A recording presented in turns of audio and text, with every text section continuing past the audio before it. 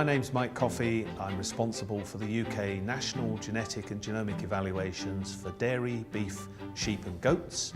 And I'm also responsible for Scotland's Rural College Animal Breeding and Genomics team, which is tightly integrated with that process. The project that we've been running is all about creating a value chain, in this instance for the Limousin breed, and it involves a UK meat processor, ABP, which is actually the largest processor in Europe.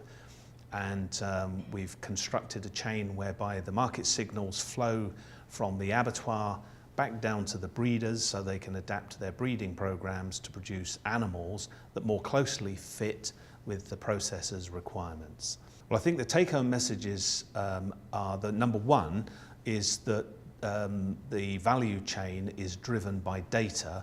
We're working with traits of importance. We're working with economic traits now. We're working with traits that farmers get paid for, not predictions of, not proxies for, things that farmers get paid for. So what can you do with the data once you've got it together that actually helps support the idea of selection? So this is a slide or graph that we produced from the data a couple of years back, but it shows the age at slaughter for, these are males and females, so this is males and these are females, and these are the record counts, okay?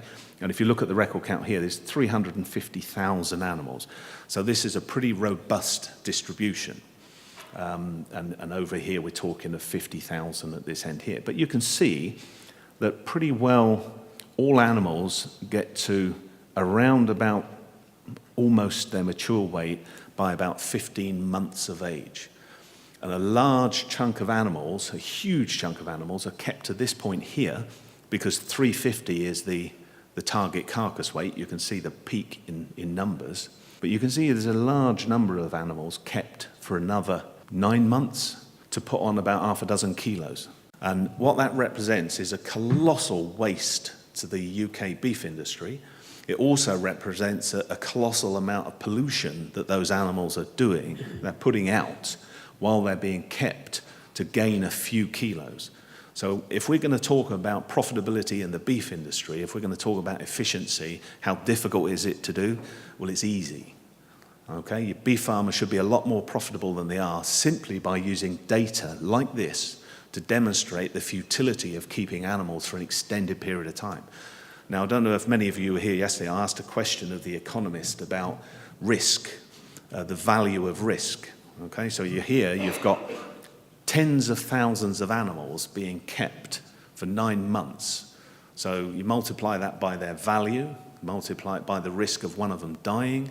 I suspect this, in terms of risk, must amount to millions of dollars for keeping thousands of animals for months when they could have been sent off to the abattoir. One of the benefits of embarking upon this process is that we can use the genotypes and the phenotypes as a platform to launch other work. So what are the implications? I think this is the more important thing. The implications here, that these are massive benefits to the industry. The calculations we've done, the calculations were in Scotland alone, increasing the strip line by 4% was worth £20 million, okay? So you could do the calculations for Canada. If all of your cattle had 1 centimetre more strip loin, just do the calculations, it's colossal. The amount of money is huge.